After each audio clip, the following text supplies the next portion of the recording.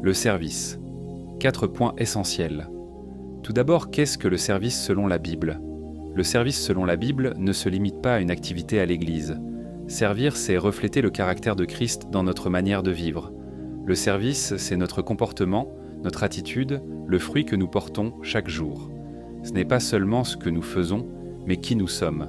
On sert Dieu à l'Église, mais aussi dans notre famille, au travail, dans la rue, dans nos paroles et nos réactions. Matthieu 5, 16. Que votre lumière luise ainsi devant les hommes, afin qu'ils voient vos bonnes œuvres et qu'ils glorifient votre Père qui est dans les cieux. Le vrai service glorifie Dieu à travers notre vie entière. Dans ce cas, pourquoi est-il obligatoire pour le chrétien de servir ?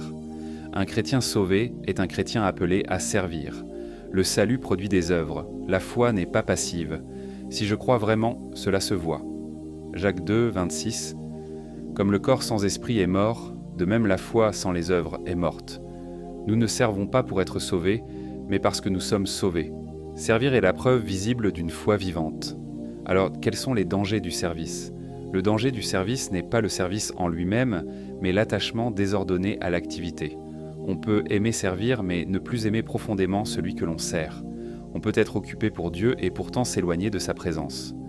Le service peut devenir de l'activisme spirituel, une recherche de reconnaissance ou un terrain de comparaison. Lorsque l'on commence à mesurer son importance par ce que l'on fait, le cœur se déséquilibre. Luc 10, 41 à 42. « Marthe, Marthe, tu t'inquiètes et tu t'agites pour beaucoup de choses. Une seule chose est nécessaire. Le service doit naître de l'amour pour Dieu et non remplacer notre relation avec lui. Enfin, comment avoir une vie de service équilibrée ? Une vie de service équilibrée commence toujours par une vie au pied de Jésus. Avant de servir, il faut demeurer. On ne peut pas donner ce que l'on ne reçoit pas. Lorsque nous restons connectés à Dieu, le service devient une conséquence naturelle de notre relation avec lui. Servir avec humilité, sans se comparer, sans chercher à briller, permet de garder un cœur sain et stable. Jean 15, 4 à 5. « Demeurez en moi. Celui qui demeure en moi et en qui je demeure porte beaucoup de fruits. » Le vrai équilibre, c'est servir à partir de la présence et non à la place de la présence. Le service n'est pas une activité, c'est une disposition du cœur.